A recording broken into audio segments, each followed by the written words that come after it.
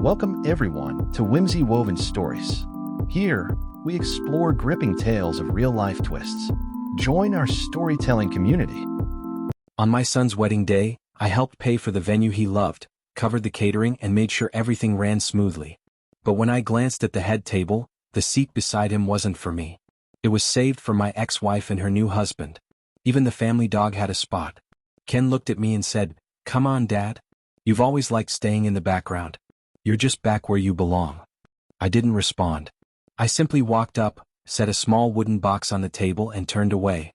The room, once buzzing with music and laughter, fell silent.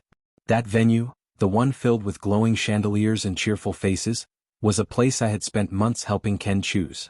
I remembered the late-night calls, our endless lists of vendors, and the quiet math I did to make sure we could afford everything. I'd even bought a tailored suit just for this day. And yet, I stood unnoticed at the edge of it all as if I were a stranger.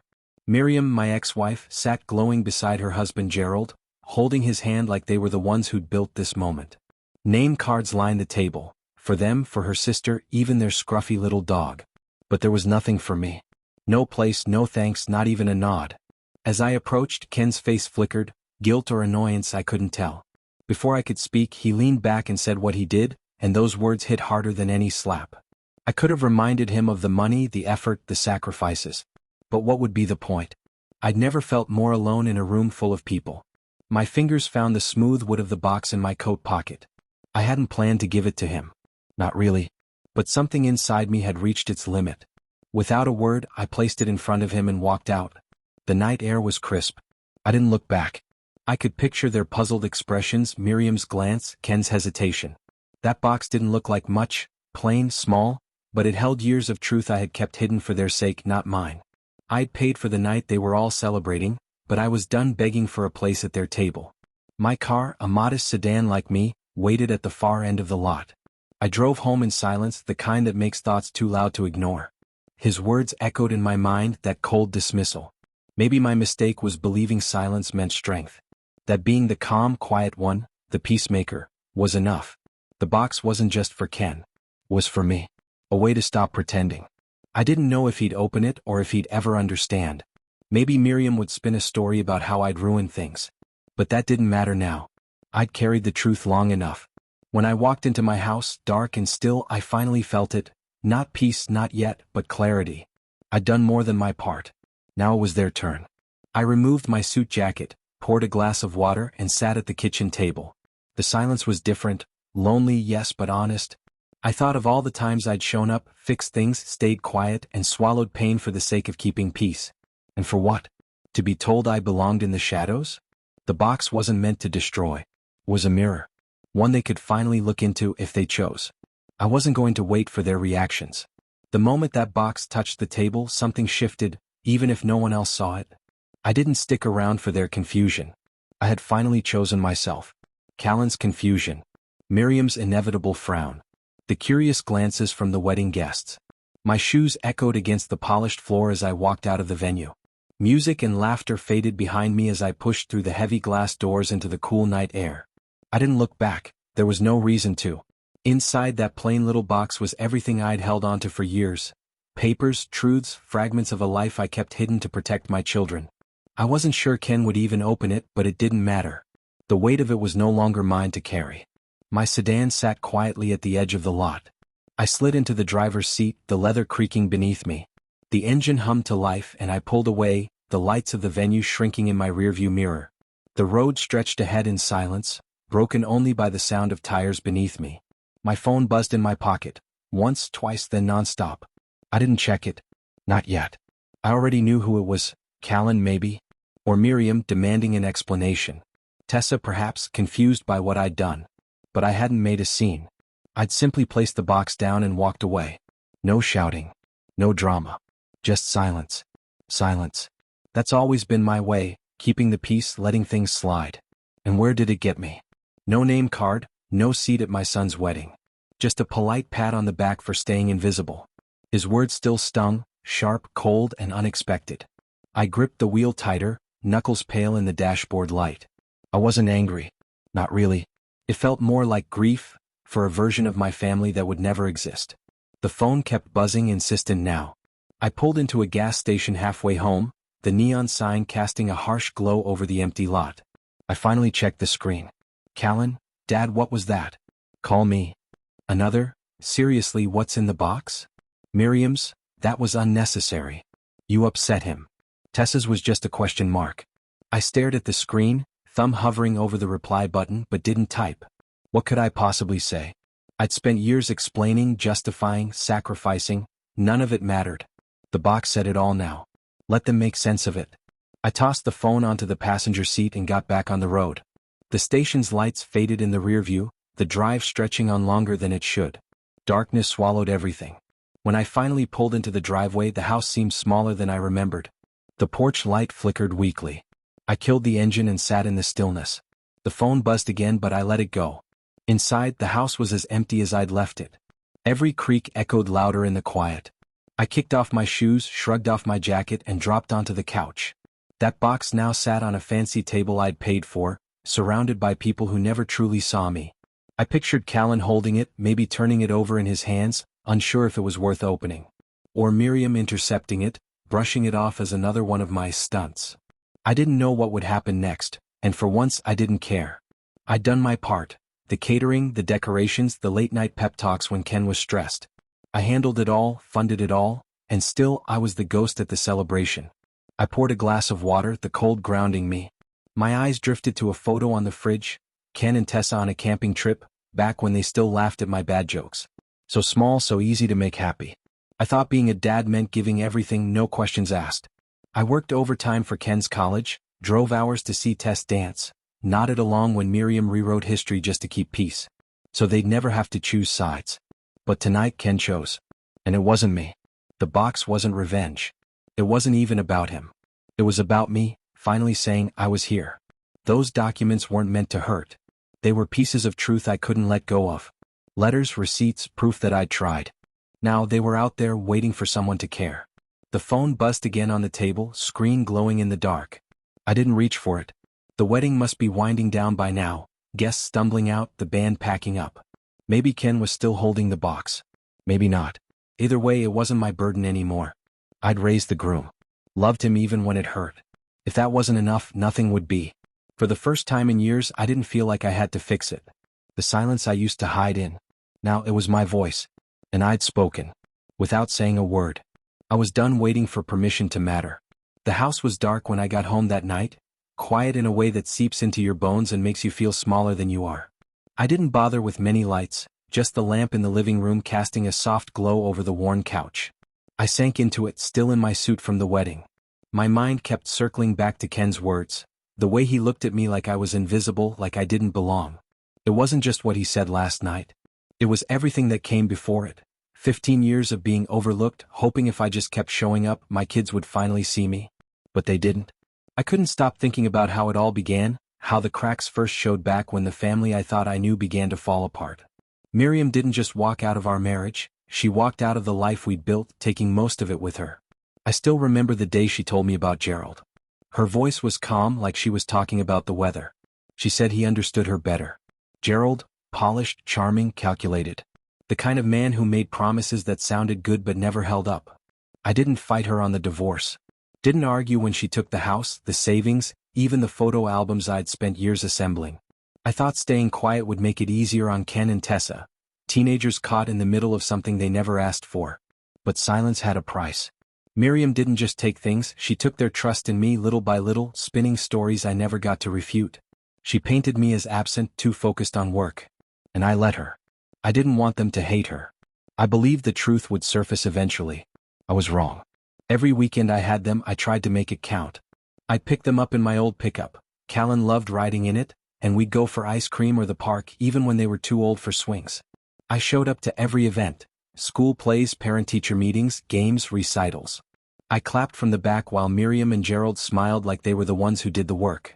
I took the awkward silences, the brief hugs, thinking being present was enough.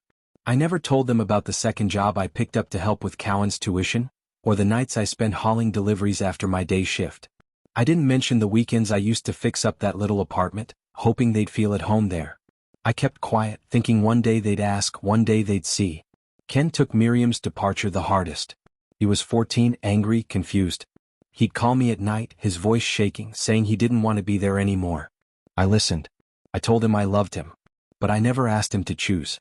I couldn't do that to him. Tessa adapted. Grew quiet, but she still smiled when I brought her favorite snacks or took her to the library. I thought I was doing right by them, staying steady while Miriam spun her version of events. But over time the visits grew shorter.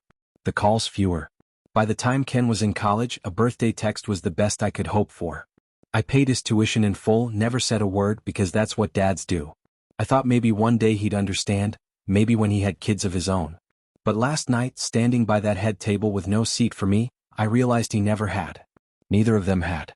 They believed Miriam's story, the one where I walked away, not the one where I stayed. I stood from the couch, my legs stiff, and walked into the kitchen. The fridge hummed softly, the only sound in the house. I opened it, staring at nothing, just needing something to do. A magnet held up an old photo of Ken and Tessa from a camping trip, their faces smudged with dirt. I taught them to build a fire that weekend. Ken laughed so hard when I burned the marshmallows. That was before Gerald. Before the divorce. Before I became the guy in the background.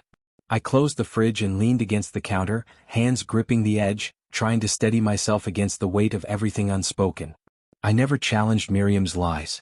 Never told the kids about the sleepless nights, the money I scraped together, or the choices I made to keep them safe. I thought love meant staying quiet, but all it did was erase me. That box I left behind wasn't meant to hurt anyone, it was about finally being seen even if it was too late. The clock crept past midnight. The house was still, thick with silence. I didn't check my phone. I didn't want to see the unread messages stacking up. 15 years of being the bigger person, believing it would eventually matter. That my kids would come around. But last night, Ken looked straight through me, as if I was just another guest at his wedding. Not the man who'd made it possible. I don't know if he opened the box. Maybe he didn't care. Maybe it's gathering dust somewhere. Or maybe it shook something loose, made him question things he never dared to ask. Either way, I was done waiting. I'd given everything and it still wasn't enough. For the first time in years, I didn't feel like I owed anyone an explanation. Not Callan. Not Tessa. Not Miriam. I'd laid it all out, my truth. Whatever came next wasn't mine to carry. The morning after the wedding, sunlight seeped through the blinds with a gentle glow that made the world feel momentarily new. I lay in bed, staring at the ceiling. My suit still hung over the chair. The house, like always, was quiet. But my thoughts wouldn't stop. That box kept coming back to me, small, plain, nothing remarkable on the outside. But it held everything I'd buried. I left it on Ken's table without a word. Walked out and never looked back. I don't know if he's opened it, but just knowing it's out there made my chest tighten. It wasn't just a box, it was me. All the parts I'd hidden to keep my kids from getting hurt.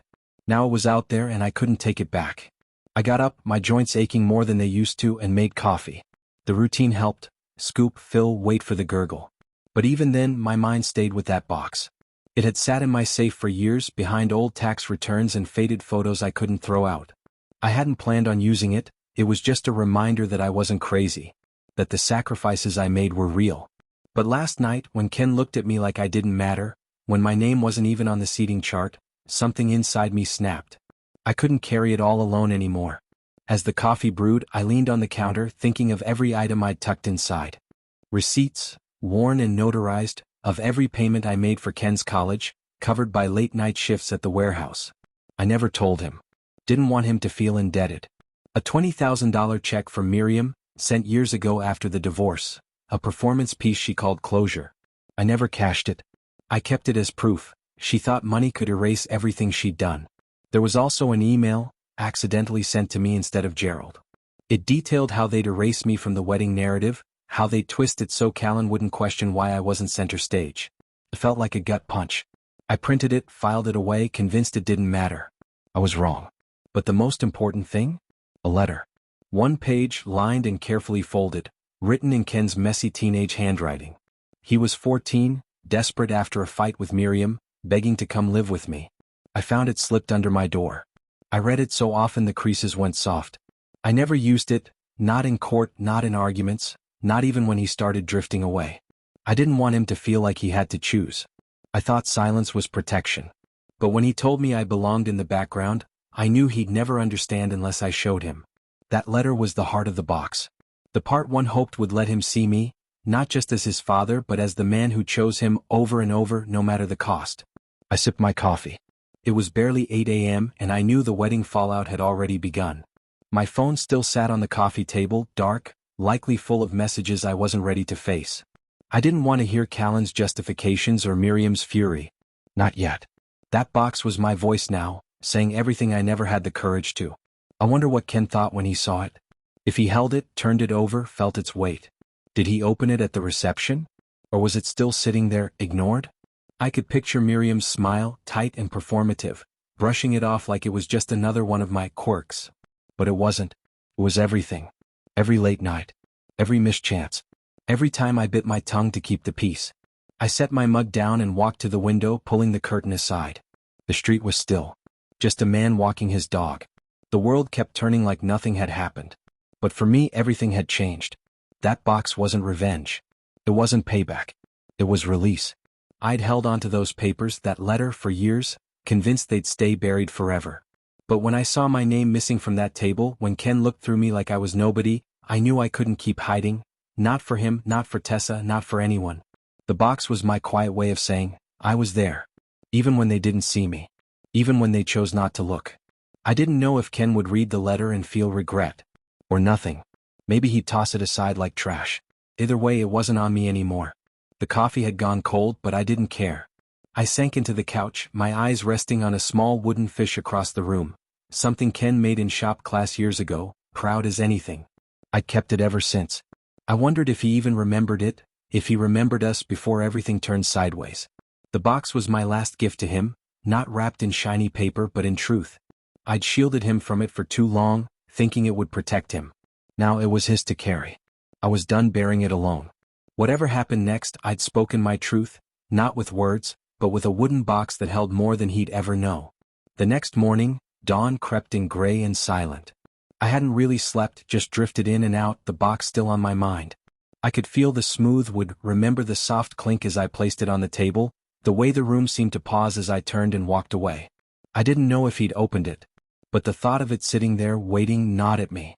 I got out of bed, feet cold on the floor, and went through the motions, coffee, toast, the usual. But nothing felt usual. My phone buzzed steadily with messages. I hadn't checked them. I already knew, Ken, probably Tessa, maybe even Miriam, all wanting explanations. But I'd already given one. The box was the explanation. By mid-morning, the messages were piling up. Callan, Tessa, Miriam, each name flashing on the screen like a jab. I let them stack up. I needed quiet. I cleaned dishes, wiped down counters, even pulled weeds from the front yard. But my mind kept drifting, Ken's cold smile from the wedding, Miriam's hand in Gerald's, the head table where my name didn't belong. That box was my line in the sand. I didn't know if I'd crossed it or burned the bridge behind me. But either way, I couldn't go back. Late afternoon, I heard the car pull in. I was flipping through an old book when the engine cut off. Footsteps crunched on gravel. I didn't need to look, I knew it was Tessa. Her knock was quick, sharp, like she couldn't wait. I opened the door. Her face was red, eyes puffy. Hurt and anger mixed together. She stepped inside without a word, her purse slung over one shoulder. Why would you do that? She demanded. Why would you ruin his wedding like that? You just left that thing on the table and walked out. Do you know how embarrassed he was? Her words hit hard, but I didn't flinch. I'd heard this tone before, the one that assumed I was the problem. Did you look in the box? I asked calmly. She froze. Mouth half open. Caught off guard. Did you? I repeated, arms crossed. She shook her head. Just a small motion. Her fingers tightened on her purse strap. Then you don't know what you're talking about, I said. Not cruel. Just honest. I sat on the couch and gestured for her to join me. She hesitated, then perched on the edge, ready to run. I gave her time. Silence stretched until she finally asked, softer now, "What's in it, Dad? Why is it such a big deal?" I leaned forward. "Go get it," I said. "It's at Ken's. Look inside. Then come back and tell me if I ruined anything." She stared, trying to decide if I was bluffing. I wasn't. After a long pause, she grabbed her purse. "I'll be back," she muttered. I nodded. Watched her leave. The house went quiet again, but it felt lighter. Tessa would look. She was stubborn but fair. She'd see the truth. I poured another cup of coffee and waited. The clock ticked slow and steady. My thoughts wandered back to the letter, Callan's letter from when he was 14. begging to live with me. I'd never shown it to anyone, not even him. But I'd kept it. My lifeline. It was dark when she returned. The knock was softer. I opened the door. She stood there holding the box, her face pale, her eyes wide. "You kept this?" she whispered, clutching the letter. I nodded and stepped aside. She sat on the couch and began pulling everything out, receipts, the check, the email. She read the letter again, fingers brushing the words like they might vanish. "He wrote this," she murmured. "And you never told us." Her voice wasn't angry, just lost. I sat across from her and told the truth. How I never wanted them to hate their mom. How silence felt safer. She listened. Tears traced her cheeks. And for the first time in years I felt truly seen. We talked for hours. More than we had in years. She asked the hard questions. Why I let Miriam rewrite our story, why I paid for so much without a word. I didn't have all the answers. Just the truth. I loved them too much to make them choose. When she left, the box still in her hands, she hugged me, tight, real. Like she used to when she was little. I didn't know what Ken would do. If he'd feel the same. But Tessa's tears were enough. The truth was out. And I wasn't invisible anymore. Not to her. The house was quiet again. But it didn't feel heavy. The days after felt different. The air wasn't as thick. I went through my routines, coffee, work, dinner alone, but something had shifted. Tessa had held the truth in her hands. And for the first time in a long while, I felt like one of my kids understood me. Ken was another story. He hadn't reached out. Not since the wedding.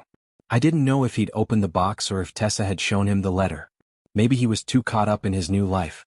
I tried not to dwell. But every silent day made me wonder if I'd gone too far. If that small wooden box had broken something we'd never repair. Still, I didn't regret it. I'd spent too long hiding, letting his version of me be the one Miriam believed. I was done with that. It was a Thursday evening, almost a week later, when I heard a knock at the door. I was in the living room half watching some old movie, loud but hollow. The knock was soft, not like Tessa's sharp raps. I already knew who it was.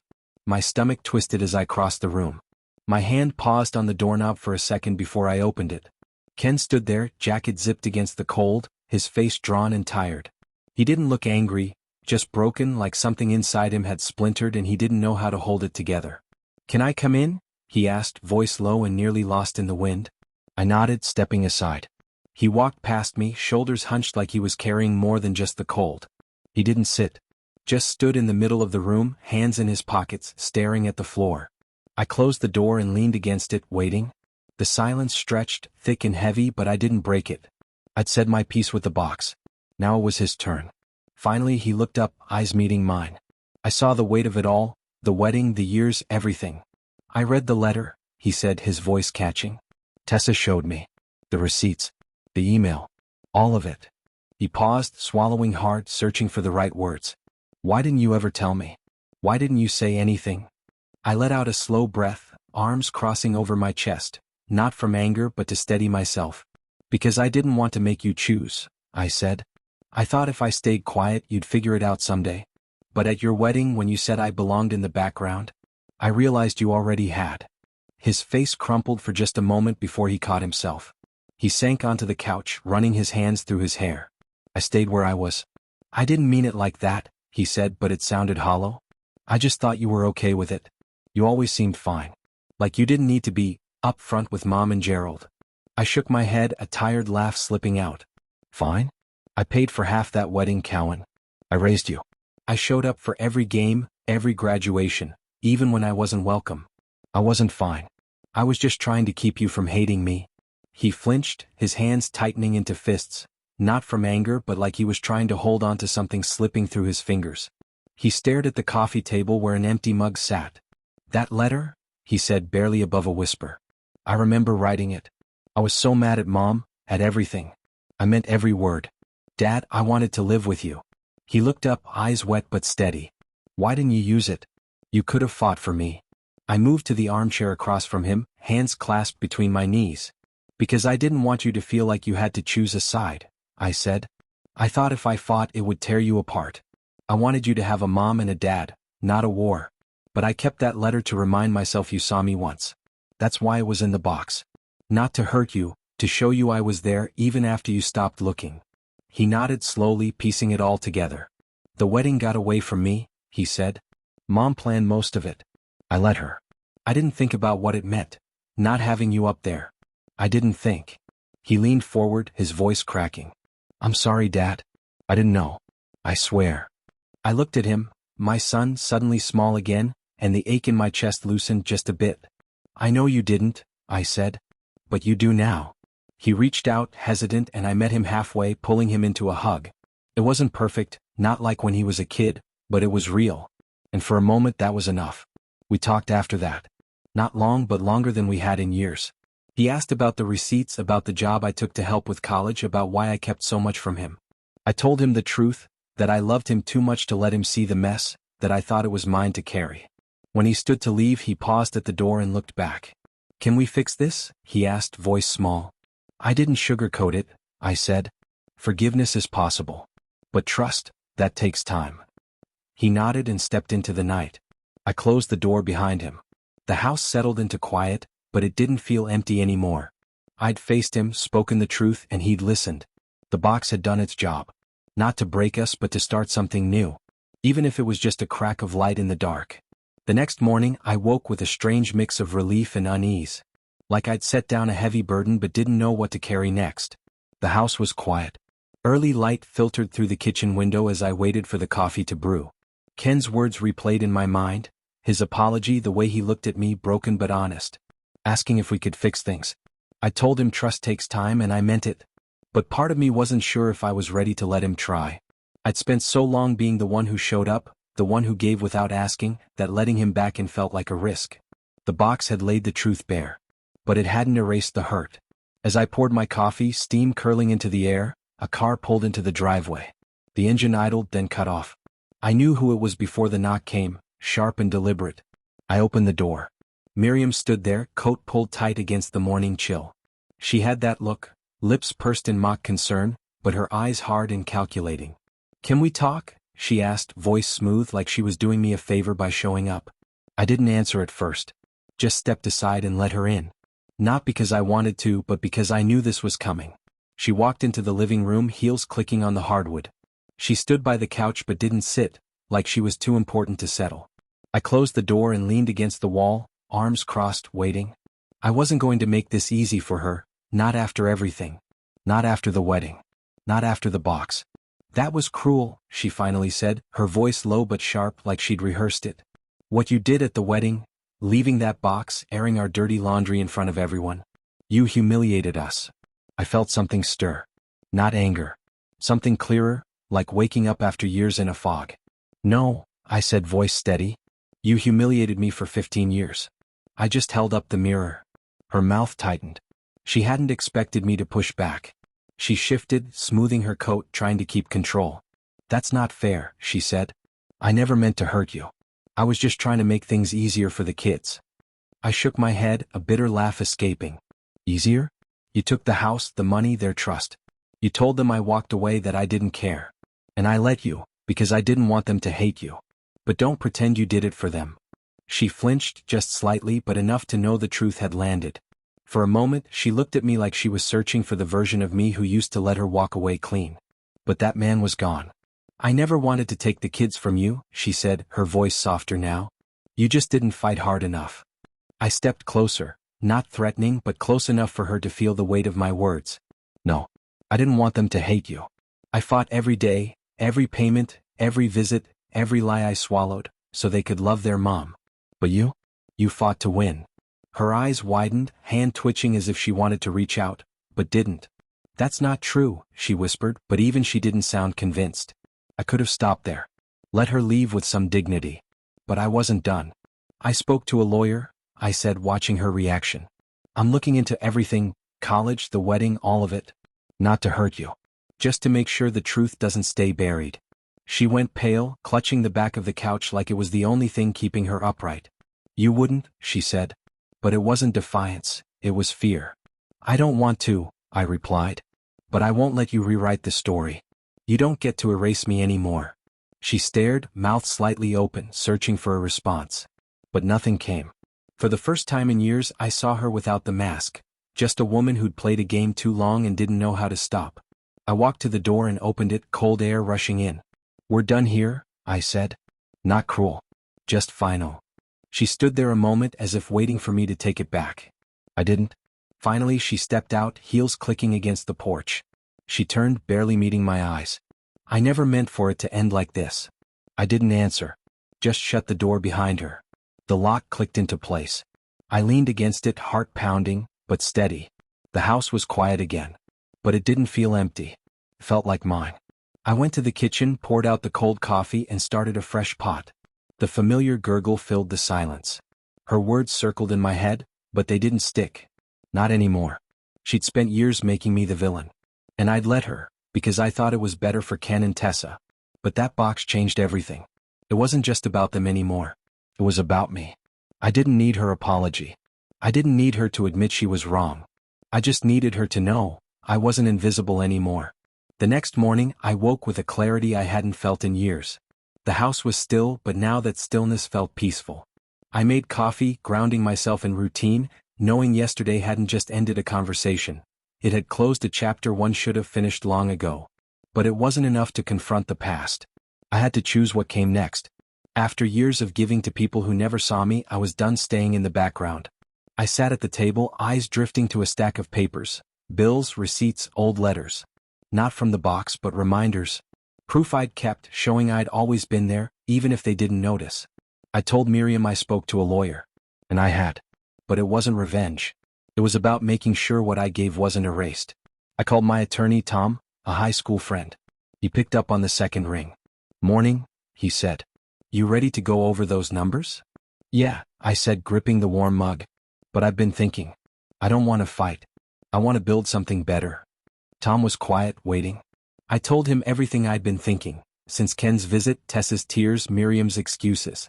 I wanted to take every dollar I gave, college tuition, wedding costs, late-night shifts, and turn it into something lasting. A trust, I said, the idea settling into place. Not for Ken or Tessa. For their kids. My grandkids. Something that proves I was here. But with conditions. No more giving without accountability. Tom whistled softly. "That's big. It's not about money. It's about legacy."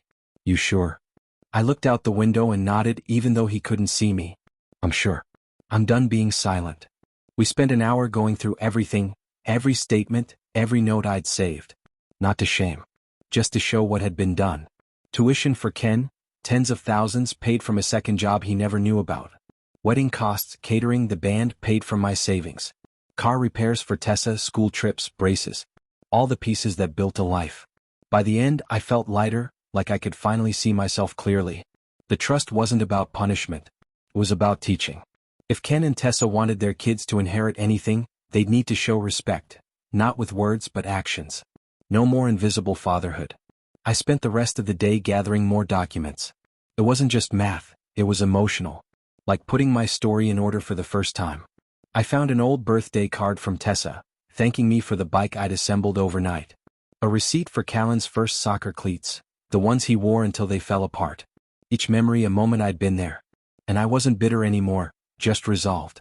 I wouldn't let those moments disappear. The trust would be my legacy. A way of saying I mattered. By evening I was tired, but not drained. The kind of tired that comes from doing something real. I sat at the table, glass of water in hand, and looked around. It wasn't much. Worn furniture. A few photos. But it was mine. A home I'd built even when I felt alone in it. The box had started all this. Made my kids see me. Made Miriam face the truth. But this wasn't the end. I wasn't just a dad who got hurt. I was a man with something to give. Something to build. The trust was my choice. My control. Not out of anger but hope. I wanted my grandkids to know who I was. Not through someone else's story, but through what I left behind. I stood, walked to the window and looked out. The street was quiet. A street light flickered at the corner.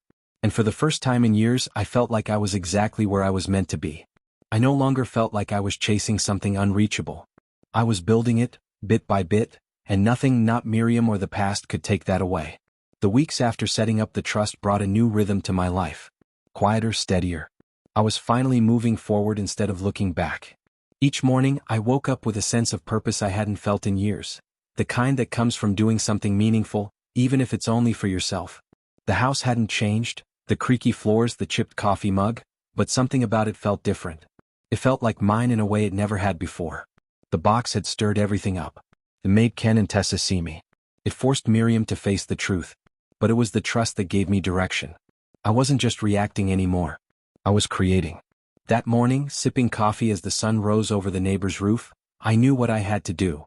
The money I'd saved for Ken's home deposit, the gift I planned to give him for his wedding, still sat untouched. I couldn't give it to him, not after everything. But I couldn't let it sit there either. It had to mean something. I'd been thinking about my dad a lot lately. He wasn't perfect, but he was steady. A man who raised me alone after Mom passed and never once complained. I wanted to honor that. To take what he taught me and turn it into something lasting. So I decided to start a nonprofit in his name, the Ellis Grant Foundation.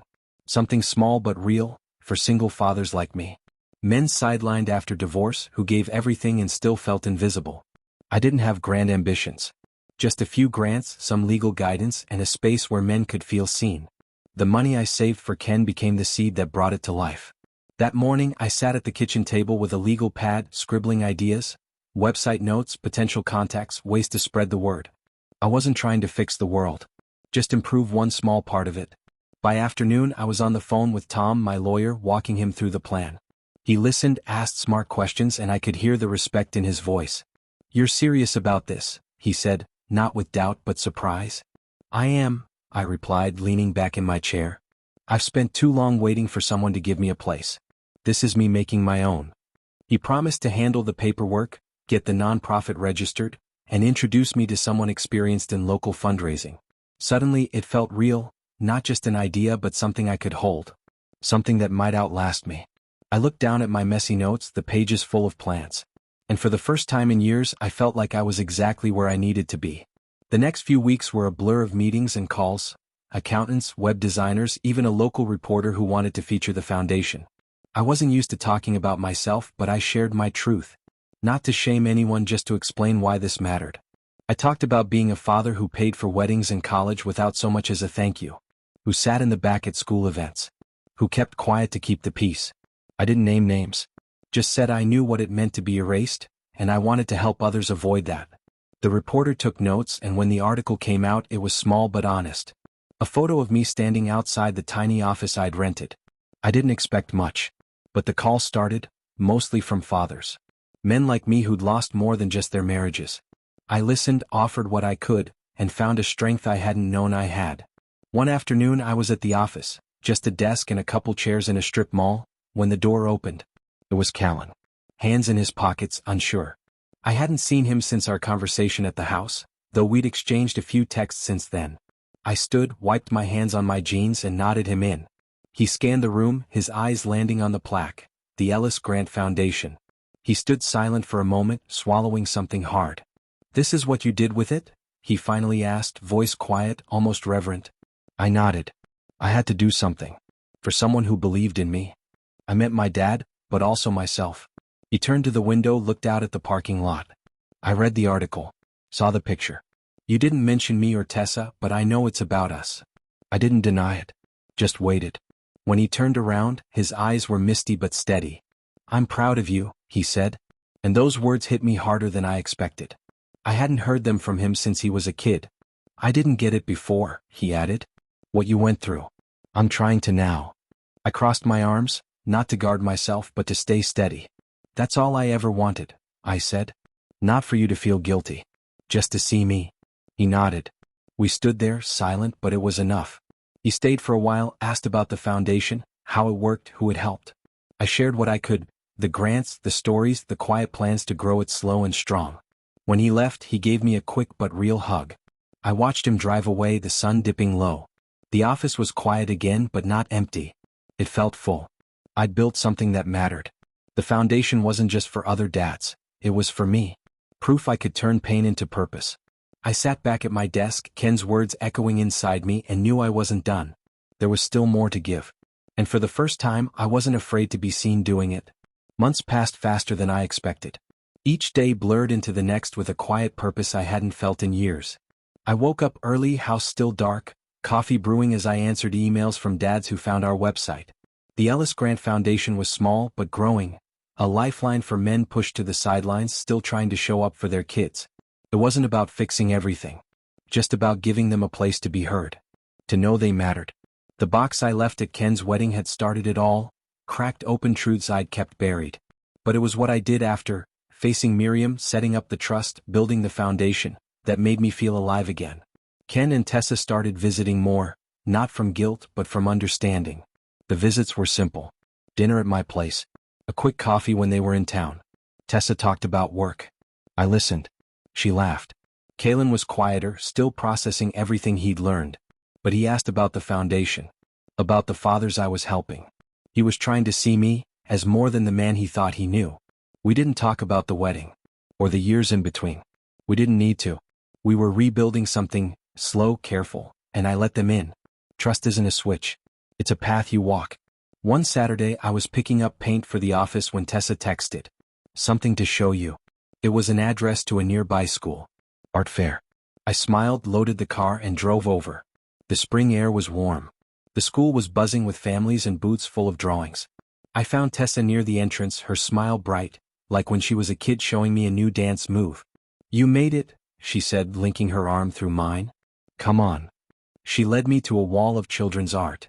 My eyes scanned the colorful display until she pointed to one in the middle. A drawing by Lily, Ken's daughter. Just 6. A man with gray hair and a big smile stood under a tree, holding hands with a little girl. The caption in shaky handwriting. This is Grandpa. He's a hero. I stared, throat tight, speechless. She made it for you, Tessa whispered. Told her teacher all about how you help people. How you're always there. I nodded, still unable to speak. Just staring at the drawing. And for once I didn't feel invisible. I felt seen. Thanks for listening. Share your opinion in comment section and also do like and subscribe to the channel.